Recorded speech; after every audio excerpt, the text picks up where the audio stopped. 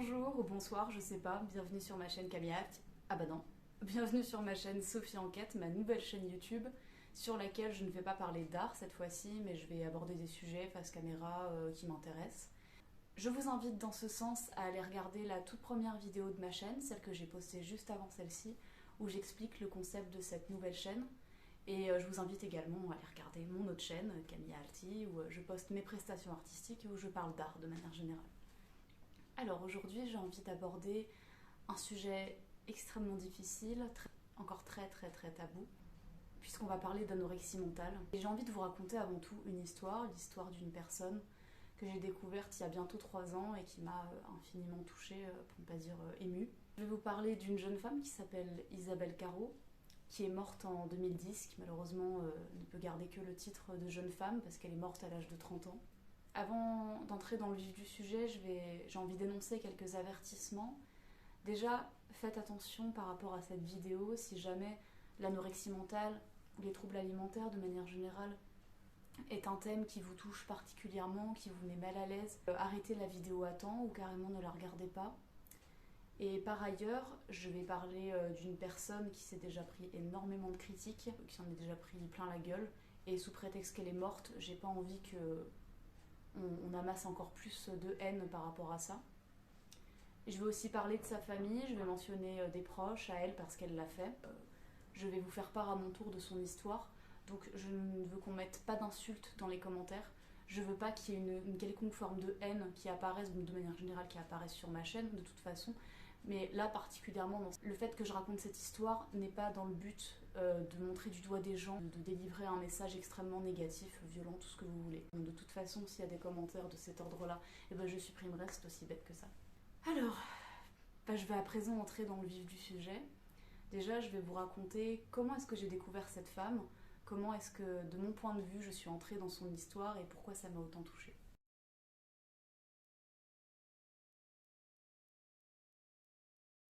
Quand j'étais enfant, à peu près en septembre 2007, non c'était peut-être après, c'était peut-être à la Toussaint 2007, et ben j'étais devant la télé, il y avait les infos, et d'un coup il y a eu une image extrêmement frappante qui est apparue. C'était une image qui était imprimée en énorme, qui apparaissait en énorme sur les murs à Milan, je crois, en Italie.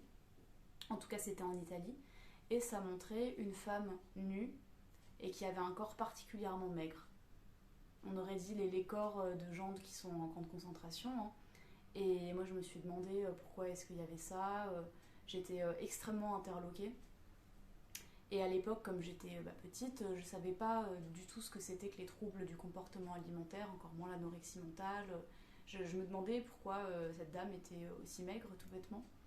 Et en écoutant les infos, en me renseignant un petit peu, en demandant à mes parents, j'ai compris que donc, cette personne était atteinte d'anorexie mentale. En revanche, ce que je n'avais pas compris, vous allez voir que c'est pas le cas, je pensais que c'était une mannequin qui, à cause de la pression qu'il y a dans la mode concernant la maigreur, l'extrême maigreur même, s'était rendue malade en fait. Je pensais que cette personne s'était rendue malade parce qu'elle était mannequin et qu'elle se mettait, soit qu'on lui mettait trop la pression, soit qu'elle-même se mettait trop de pression. Un peu les deux. Non, elle n'était pas mannequin de profession. Environ une année après, en 2008 ou quelque chose comme ça, on a revu Isabelle Carrot à la télé, enfin je l'ai revue dans ce même JT. On voyait qu'elle allait mieux, alors pas extrêmement bien, mais on voyait qu'elle avait repris un petit peu de poids. Elle avait sorti un livre, dont je vais vous parler juste après. La petite fille qui ne voulait pas grossir. On la voyait faire du théâtre, parce que ça a toujours été sa grande passion. J'étais heureuse pour elle. Et malheureusement, en 2010, on a reparlé d'elle fin 2010 quand on a appris son décès. J'étais très attristée, même si je la connaissais pas du tout. J'ai éprouvé beaucoup d'amertume d'apprendre qu'elle était morte. Et je me rappelle même que le soir, j'ai très mal dormi, alors que je connaissais pas du tout cette personne, mais ça m'avait beaucoup touchée, ouais. Et ensuite, alors bien longtemps après, puisque cette fois j'étais jeune adulte, en 2019, je sais plus comment c'est venu, mais je regardais un reportage sur le mannequinat. Je sais pas pourquoi, en entendant les mannequins justement parler du problème de l'anorexie mentale, j'ai repensé à l'histoire de cette jeune femme et j'ai juste tapé, je savais même pas comment elle s'appelait, mais j'avais envie d'en savoir plus sur elle, en me rappelant un peu ce que j'avais vu petite au JT. Et j'ai tapé mannequin anorexique et je suis tombée donc, sur l'histoire d'Isabelle Carrot. Et là, j'ai commencé à lire, regarder plein de choses sur elle. Bon, malheureusement, il n'y a plus beaucoup de sources sur sa personne, sur ce qu'elle a pu faire. Il y a pas mal d'articles qui ont été supprimés parce que les années ont passé, justement. Malheureusement, il n'y a pas beaucoup de choses sur elle et c'est bien regrettable parce que ce qu'elle a fait est extrêmement intéressant, utile, lumineux dans ce tas d'informations quand même que j'ai trouvé. Moi, j'ai découvert une personne hyper intéressante, hyper forte, courageuse, extrêmement amoureuse de la vie, un amour contagieux, vraiment.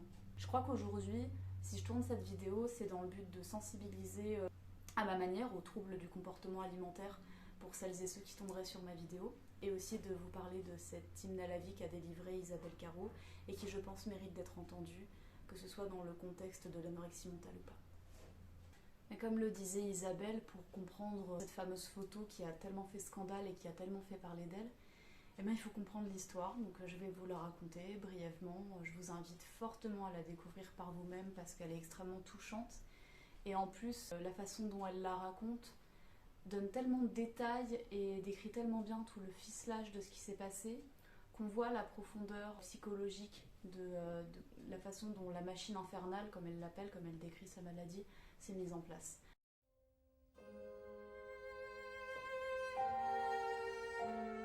Donc je vous invite pour cette raison à aller regarder cette histoire et puis aussi de toute façon pour le message qu'elle délivre, comme je vous le disais. Alors Isabelle est née le 9 septembre 1980, son vrai prénom c'était Mélodie, elle a changé de prénom plus tard, je vous dirai après pourquoi. Elle était fille unique, elle a été élevée par ses parents à la campagne, mais c'est surtout sa mère qui s'est occupée d'elle, parce que son père allait travailler la journée, il ne voyait pas beaucoup sa fille, il ne voyait pas beaucoup sa famille. Et sa mère a elle-même vécu une enfance très difficile, une enfance à la Zola, comme le raconte Isabelle. Elle avait une peur très forte de l'abandon, notamment liée à un amour déçu qui lui a fait énormément de mal toute sa vie. En fait, elle a développé une peur extrêmement irrationnelle, extrêmement étonnante, c'est qu'elle ne voulait pas que sa fille grandisse. C'est aussi simple que ça, et vraiment il faut le prendre au sens littéral du terme, parce que vous allez voir que c'est tout ce qui a créé la maladie d'Isabelle, c'est tout ce qui l'a fait arrêter de manger, tout simplement. Parce que si on ne mange pas, on ne grandit pas, malheureusement on meurt aussi.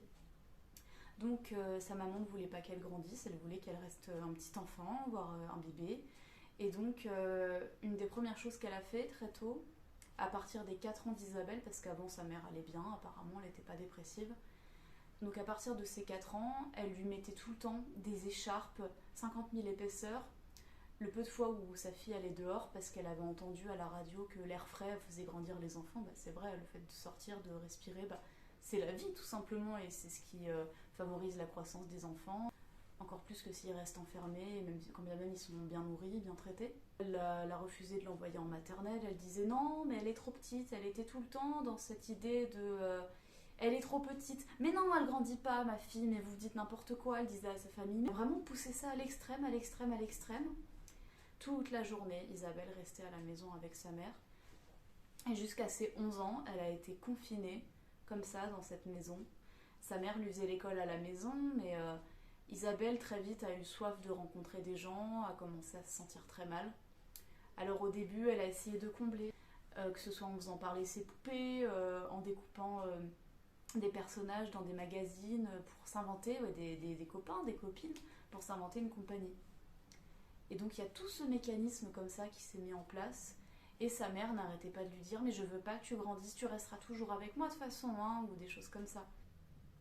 Au bout d'un moment, par exemple, un des premiers signes qui est apparu de la maladie, c'est que Isabelle avait lu dans un livre qu'une petite fille qui allait à l'hôpital s'était fait une copine. Et elle s'est dit, tiens, puisque je peux pas aller à l'école, j'ai qu'à tomber malade, comme ça, à l'hôpital, je pourrais me faire des amis, je rencontrerai d'autres enfants. Et en faisant ça, elle s'est dit, tiens, je me porte très bien, qu'est-ce que je pourrais faire ? Je vais arrêter de manger. Et elle s'est forcée, elle devait avoir 7 ans, 8 ans, à arrêter de manger. Ses parents, au bout d'un moment, se sont extrêmement inquiétés. Mais le problème, c'est qu'arrivée à l'hôpital, sa mère a joué la mère parfaite en se roulant par terre, mais vraiment, hein, en pleurant toutes les larmes de son corps, en disant « Je veux pas qu'on m'enlève mon enfant, je veux pas qu'on m'enlève mon enfant ».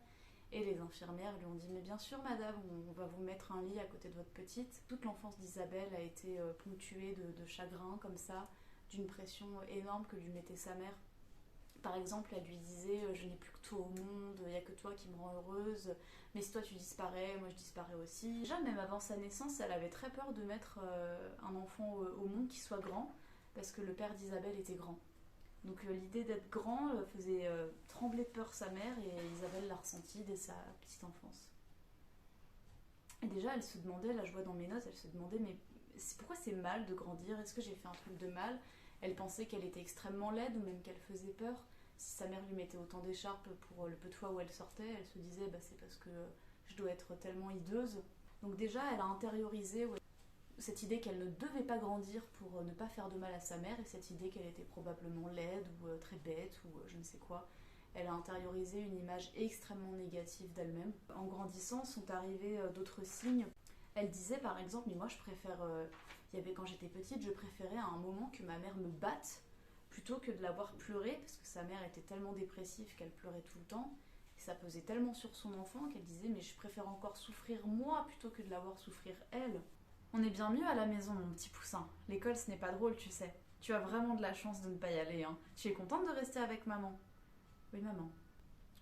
Qu'est-ce que je peux dire d'autre à une femme qui souffre et que j'aime tant? Je ne vais pas lui enlever le peu de bonheur qui lui reste. Même si je répondais non, je ne crois pas que cela changerait quoi que ce soit.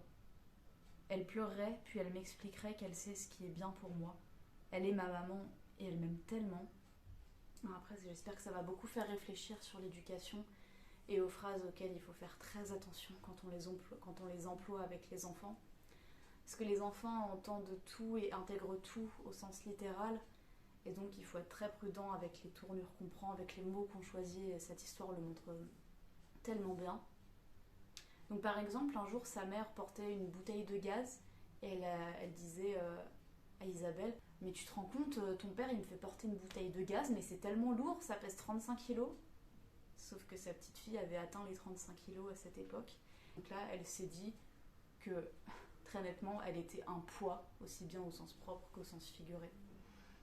De même, des fois, elle essayait d'aller sur les genoux de son père, et quand il n'avait pas envie de la prendre, il lui disait « Oh, mais va-t'en, t'es trop lourde, maintenant t'es trop grande ». Dès que le vocabulaire avait un lien, était dans le champ lexical de la grandeur, du poids, ça la traumatisait. Sa mère aussi avait une fascination pour la maîtrise du corps. Par exemple, elle lui montrait des fois à la télé mais t'as vu ces personnes qui sont hyper souples, ou les gens qui sont bouddhistes et qui arrêtent de manger, qui arrivent à arrêter de manger pendant X temps, c'est incroyable, c'est génial de pouvoir maîtriser son corps comme ça. Sa maman elle-même était très maigre.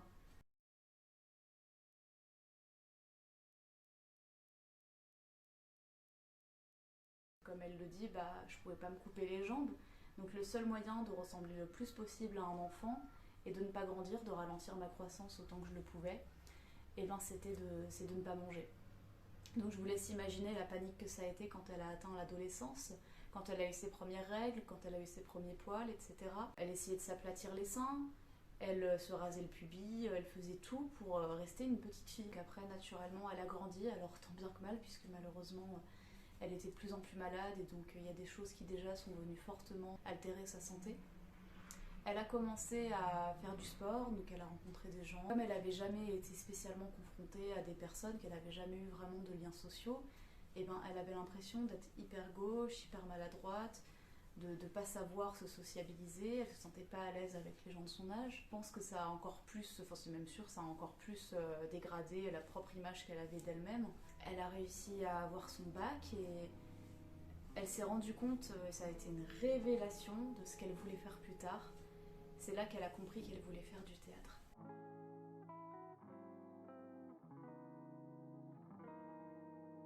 Parce qu'elle avait des cours de français avec, je crois, une option théâtre, en tout cas où elle avait eu l'occasion de jouer. Et là, elle s'est dit, je veux être comédienne, parce que moi aussi, je veux pouvoir m'évader, moi qui étais tellement enfermée, qui était en prison dans mon enfance. Il y a juste à claquer des doigts, on monte sur les planches, et puis ça y est, on est quelqu'un d'autre. C'est ça qui a nourri cette passion pour le théâtre, et là, elle s'est dit, je veux être comédienne. C'est mon plus grand rêve. Elle jouait du violon dans la rue, avec tout l'argent récolté par les personnes qui passaient. Ça lui a permis de payer une partie de ses études. C'est tellement passionnant cet investissement qu'elle a, on sent toute cette passion dévorante pour le théâtre. Malheureusement, à chaque fois, ce qui la poursuivait, c'était son état de santé, parce qu'elle s'alimentait quasiment pas. Même boire de l'eau, ça lui faisait peur, elle avait trop peur de grossir. De toute façon, c'est ça l'anorexie mentale, hein. C'est la peur d'une perte de contrôle, d'après ce que j'ai compris. On a tellement peur de perdre le contrôle sur notre propre corps qu'on stoppe direct un semblant de mécanisme, de ce mécanisme, pour pas que ça commence. Cette passion du théâtre, ça lui vient en fait de manière très précoce, parce que déjà quand elle était petite et qu'elle était seule, elle se réfugiait tout le temps dans son imaginaire, comme je vous le disais. Et un jour, elle a même inventé un personnage en se regardant dans un miroir, c'est-à-dire qu'elle a essayé des habits différents et elle s'est imaginé qu'elle ne s'appelait plus Isabelle, enfin encore Mélodie à l'époque, mais Rebecca, et qu'elle était une autre petite fille qui avait plein d'amis, qui allait à l'école.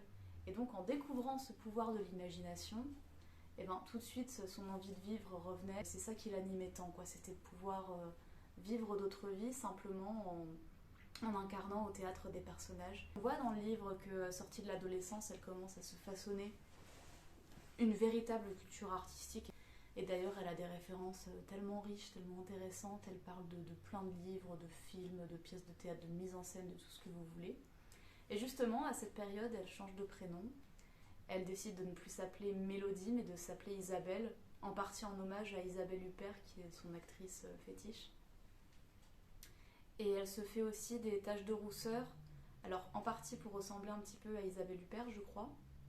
Et aussi, et là on voit à quel point le lien avec sa mère la hante vraiment, la fait souffrir et fait autant de bien que de mal finalement. Parce qu'elle décide notamment de se faire des petites taches de rousseur pour ressembler à des poules beaux que sa mère peignait. Elle veut tout le temps aller dans le sens de sa mère, lui faire plaisir parce qu'elle a peur qu'elle ne l'aime plus. C'est très inconscient, c'est très enfoui en elle. C'est impressionnant en fait parce qu'il y a toute cette négation de son propre corps. Elle décide aussi de faire de la chirurgie esthétique. Et si on regarde des photos d'elle à l'époque où elle a fait la campagne et qu'on les compare à d'autres où elle était plus jeune, c'est pas du tout la même personne parce qu'elle a économisé de l'argent pour se refaire son menton, pour se refaire son nez, sa bouche, parce qu'elle se trouvait hideuse et elle était persuadée que c'était pour cette raison qu'on la cachait quand elle était petite avec des écharpes. Donc on voit à quel point des enfants peuvent être traumatisés à cause de phrases qu'on a pu leur dire et on se rend compte encore une fois à quel point il faut faire attention aux autres, notamment à des enfants parce que les enfants se rappellent de tout.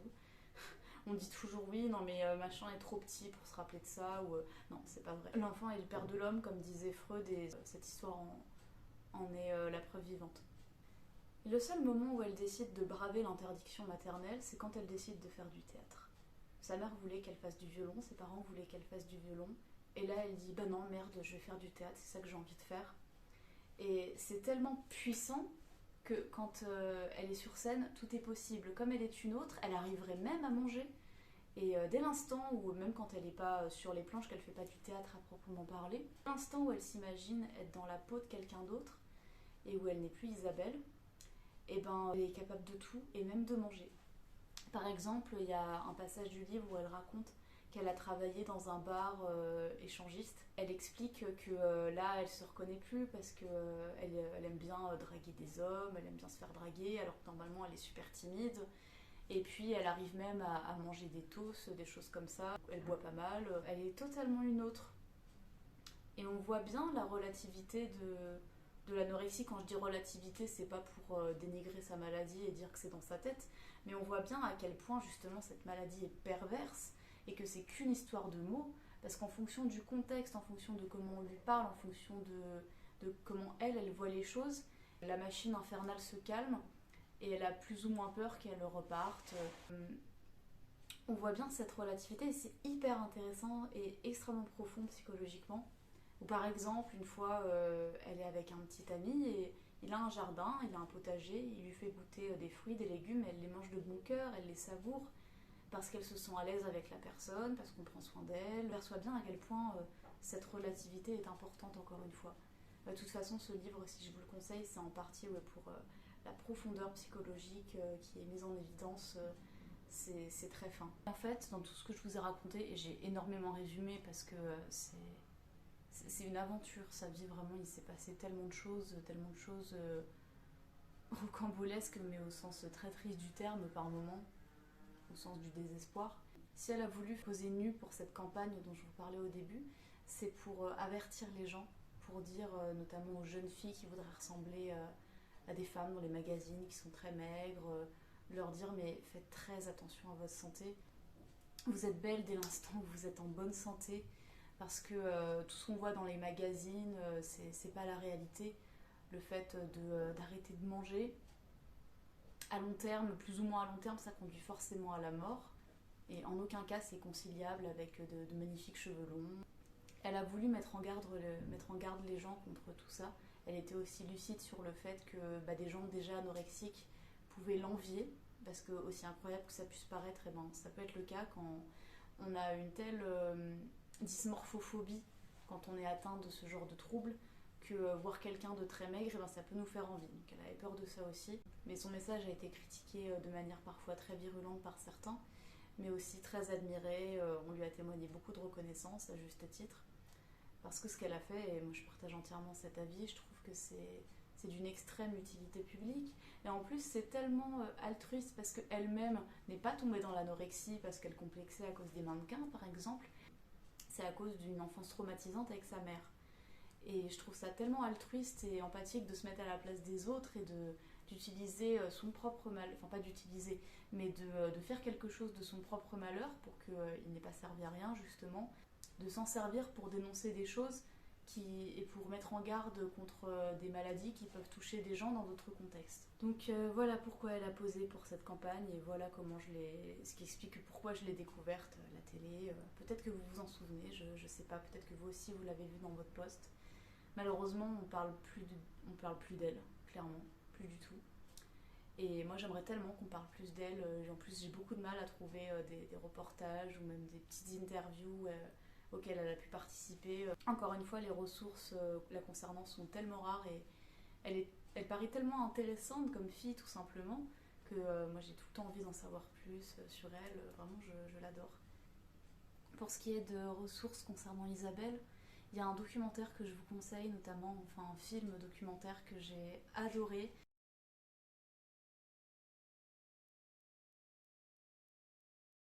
Et à la réalisatrice, je sais pas comment se prononce votre nom, mais je crois que c'est Kiki Algayer, j'espère que je le prononce bien. Si par hasard vous passez par là, j'ai adoré votre travail.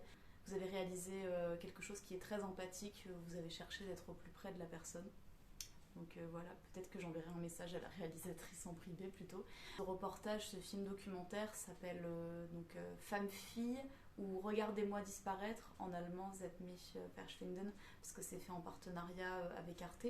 C'est un super documentaire parce que déjà il montre plein d'archives la concernant. Il montre justement aussi bien sa passion pour la comédie que son côté, son militantisme concernant l'anorexie. Et on ne la résume pas à son anorexie comme c'est malheureusement souvent trop le cas. On montre vraiment tous les aspects de sa personne au maximum, aussi bien son enfance, le lien qu'elle a eu avec ses parents. On montre donc son quotidien au cours Florent, son goût pour les livres, son goût pour l'art en général, parce qu'elle était extrêmement artiste. De manière générale, elle peignait, elle jouait du violon, elle chantait, elle faisait plein de choses. On voit tout ça. Et donc ce documentaire, il est très beau, très bien réalisé. Les plans en plus sont vraiment très beaux. Oui, c'est un documentaire très beau, j'aurais pas d'autres mots. C'est dur, et à la fin d'ailleurs, j'ai beaucoup pleuré. Mais ce documentaire particulièrement montre sa vivacité, son désir de vivre, son hymne à la vie. J'arrête pas d'employer cette expression depuis tout à l'heure, mais je la résumerai tellement à ça, Isabelle. J'essayerai de vous mettre un lien pour voir ce documentaire. Alors il faut acheter le DVD ou en tout cas payer pour le voir parce qu'il est un peu difficile d'accès. Moi-même j'ai eu du mal à le trouver, mais voilà, ça vaut tellement le coup de le regarder, donc j'essaierai de vous mettre un lien.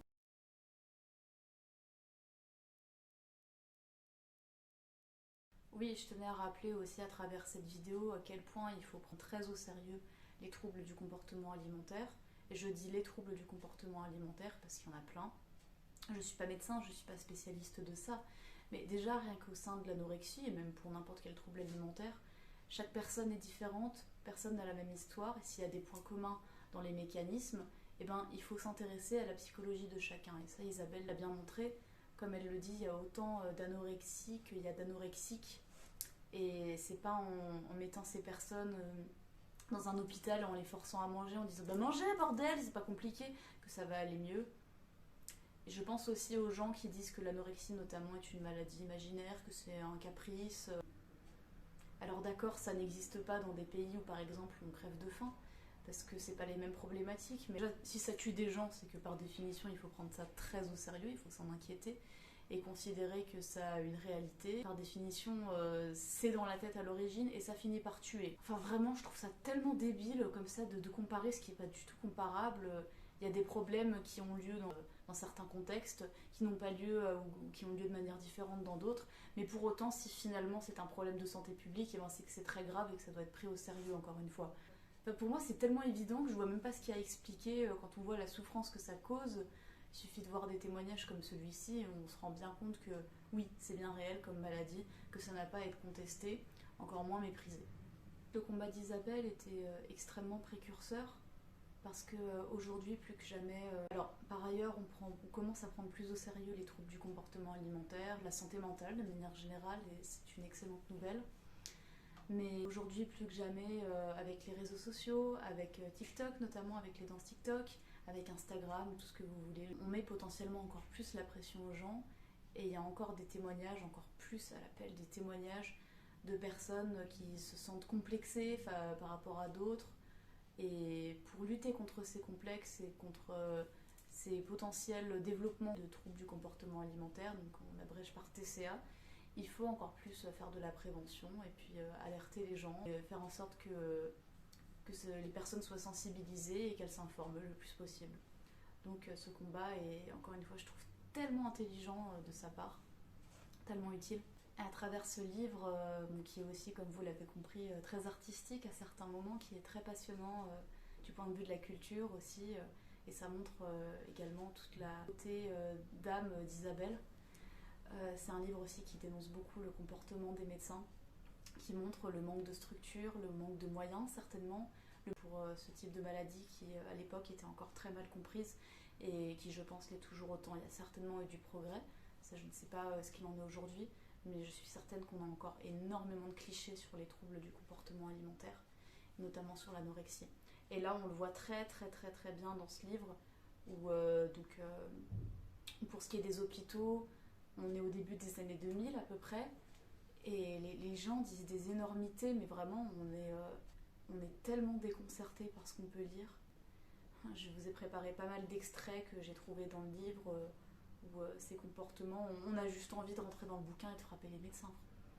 Notamment, on a vraiment cette image du médecin qui veut traiter l'anorexique comme une oie qu'on gaverait en disant tu vas voir si tu vas pas manger. T'inquiète pas, nous on va te faire grossir. Allez, mange, mange, mange. C'est tellement ignoble de traiter quelqu'un comme ça. C'est tellement... En fait, une anorexique, je dis une parce que il y a majoritairement plus de femmes que d'hommes, mais il y a aussi des hommes, hein, attention. Et les anorexiques, c'est vraiment quand on les force à manger, mais c'est comme s'ils se mettaient des bouts de verre dans la bouche, ou un scorpion vivant, ou que sais-je. Il faut manquer cruellement d'empathie pour ne pas se rendre compte de ça et pour dire des énormités pareilles. Par exemple, dans le cas de cette personne qui a déjà eu une enfance tellement difficile, où sa mère lui a quand même dit une fois, par exemple, quand Isabelle a commencé à avoir des premiers signes d'anorexie, elle a fait part à sa mère que des fois, quand les filles développent ça, c'est parce qu'elles veulent inconsciemment que leur mère meure, ou une histoire comme ça. La mère, du coup, s'est tournée vers elle et lui a dit « Tu veux ma mort ? Tu veux ma mort ? C'est ça que tu veux ?» C'est tellement violent de dire ça à un enfant. Donc quand on est confronté à ça, en plus aux phrases extrêmement maladroites, même violentes, qu'on peut entendre dans les hôpitaux. Alors bien sûr, je ne parle pas non plus des gens dans la rue qui l'ont arrêtée ou qui arrêtaient ses parents quand elle se promenait avec ses parents, qui disaient « Mais qu'est-ce qu'elle a, votre petite ? Elle a le sida ? Elle a un cancer ?» Quitte à lui poser ce genre de questions hyper maladroites, justement, adresse-toi directement à elle. Par exemple, on lui a déjà dit des choses du style « Ce n'est pas un film sur les camps de concentration, vous n'avez pas lu l'annonce ?» ou bien « On n'embauche pas de cadavres ?» Et on voit à quel point la maigreur fait l'objet d'une discrimination énorme. Je dirais que c'est une personne qui s'en est pris vraiment mais plein la gueule. Elle a eu une vie épouvantable avec plein de difficultés, plein d'obstacles. Et pourtant, elle a livré comme testament un énorme hymne à la vie, un énorme hymne à la joie aussi, sans pour autant nier les extrêmes difficultés de sa maladie. Mais à l'image de ces grands yeux bleus là, qui sont toujours hyper animés, elle était constamment en train de dire que la vie était belle, qu'elle valait le coup d'être vécue.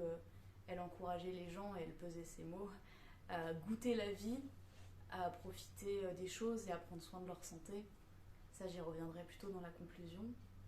Mais voilà, on voit très bien toute cette discrimination en plus qui s'opérait comme ça. Et malheureusement, cette discrimination a été renforcée dans son métier de comédienne.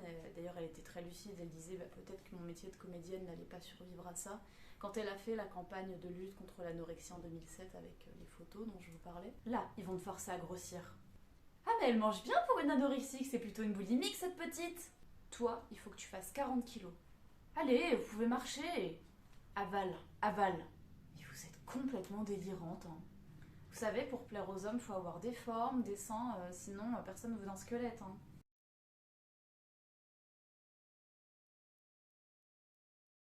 Alors, en conclusion, pourquoi est-ce que je vous ai parlé de tout ça? Eh ben, comme je vous l'ai dit, je trouve qu'on est dans un contexte où plus que jamais il faut parler de ça. Il a été dit dans le reportage, donc Regardez-moi disparaître que j'évoquais juste avant. We live in an anorexic society. Je trouve que c'est totalement vrai. Déjà en 2010, avant 2010 c'était le cas, et là il y a eu justement d'autres phénomènes qui sont apparus avec les réseaux sociaux notamment, qui contribuent à ces problèmes de santé publique. Par ailleurs, moi personnellement j'ai la chance de ne pas avoir de troubles du comportement alimentaire. Quand bien même j'ai une vie très différente de cette personne, ça m'a infiniment touchée parce que Isabelle est tellement vraie, tellement sincère. À chaque fois, elle fait part sans tabou de ce qu'elle a vécu, aussi bien de choses terribles comme par exemple, on lui avait installé une sonde parce qu'elle arrivait tellement plus à manger qu'il n'y avait pas d'autre possibilité. Et elle disait qu'elle mordait le tuyau tellement elle ne voulait pas grossir. Et il y avait un moment où elle avait recraché la sonde et elle dit que ça avait un goût d'excrément, que c'était vraiment horrible. Et à chaque fois, sur des détails comme ça qui n'en sont pas du tout, elle est tellement vraie et elle est tellement lumineuse. Sa conclusion, c'est toujours la lumière en fait.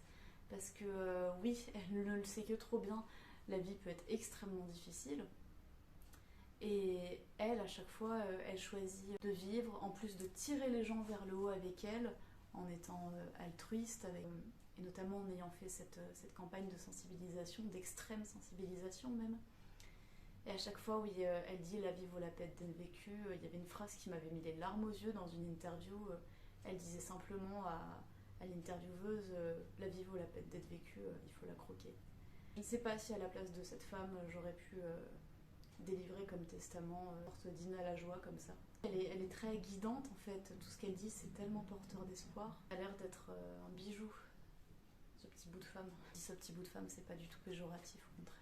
J'ai passé la moitié de ma vie dans l'anorexie. Ce récit n'est pas destiné à en rejeter la faute sur ma famille, ce que je vous disais, mais à expliquer un enchaînement de circonstances qui ont probablement influé sur le développement de la maladie. C'est très clair. C'est toujours très clair de façon la façon dont elle s'exprime, même si elle a coécrit ce livre, je trouve qu'à chaque fois on perçoit tellement bien le message. On me reprochera peut-être de l'avoir utilisé pour conquérir l'éphémère, dont je ne me fais aucune illusion sur ce point, célébrité due à une soudaine exposition médiatique. C'est ignorer les souffrances que j'endure, souffrances physiques d'un corps prématurément vieilli et atteint de dysfonctionnements sévères. Et en plus, ce qui est, entre guillemets, avec plein de guillemets triste pour l'anorexique qu'elle était, c'est que, à défaut de vouloir ressembler à un enfant, elle ressemblait à une vieille dame. Et ça, elle en avait tout à fait conscience, elle en parle beaucoup. Souffrance morale de devoir constamment lutter pour empêcher la partie malade de mon être de me tuer. Je subis un écartèlement permanent entre ma volonté de vivre et donc de manger, et l'impossibilité physiologique autant que psychique d'y parvenir. Mon existence est soumise à des rituels délirants, et bien que je me force à faire aboutir mes projets, l'angoisse ne me quitte jamais et la peur de mourir d'une seconde à l'autre m'obsède. Voilà, je crois que je vais m'arrêter là pour aujourd'hui. Je pense que j'aurais pu dire encore plein de choses. Bon, de toute façon, si vous avez envie d'en savoir plus, et je vous encourage tellement à le faire, allez lire le livre La petite fille qui ne voulait pas grossir, et regardez aussi, si vous le pouvez, le documentaire donc Zet mich verschwinden. C'est une histoire où est tellement porteuse de sens. Le message qui est délivré est tellement lumineux, encore une fois, que je pense que ça peut toucher n'importe qui. Et j'espère que ça pourra vous toucher autant que ça a été mon cas. J'avais très envie de rendre hommage à Isabelle, d'autant que, comme je l'ai dit, on ne parle plus beaucoup d'elle. Moi, j'ai envie, voilà, je sens un peu un devoir de mémoire au vu des émotions tellement fortes que j'ai ressenties en découvrant son histoire, d'en faire part en vidéo. Et voilà. Enfin, je me suis dit, je peux pas garder un truc comme ça pour moi. Faites aussi attention aux mots que vous employez, notamment concernant la nourriture. Quand vous vous adressez à quelqu'un, faites attention à pas faire des remarques déplacées. Soyez précautionneux dans les mots que vous employez, c'est tellement important. On ne le rappelle jamais assez, mais on ne connaît pas la vie des gens. Et je fais aussi cette vidéo pour sensibiliser à ça et pour montrer que derrière les TCA, il y a toute une complexité incroyable qu'on n'imagine pas forcément. Mais c'est important au moins d'en avoir un soupçon pour éviter de dire des bêtises et de foutre encore plus mal les personnes qui sont concernées. Alors si ce contenu vous a plu, je vous invite à mettre un pouce, à commenter si vous le désirez, toujours dans la bienveillance et le respect. Vous pouvez aussi évidemment partager ma vidéo. Je suis également présente sur Instagram et aussi un petit peu sur Facebook, donc mes réseaux sociaux sont en barre d'infos. N'hésitez pas aussi, très important, à vous abonner à la chaîne YouTube avant tout et à activer la cloche de notification, bref, vous connaissez la chanson. À bientôt, je l'espère. La maladie n'a fait qu'exacerber mon amour de la vie, mon envie de la croquer à pleines dents, ma faim de rôle et mon appétit pour les voyages. D'une certaine manière, j'applique le concept de mon maître Boris Cyrulnik sur la résilience. Grazie Isabelle, grazie. Quand Isabelle rit, plus rien ne bouge. Quand Isabelle rit au berceau de sa joie.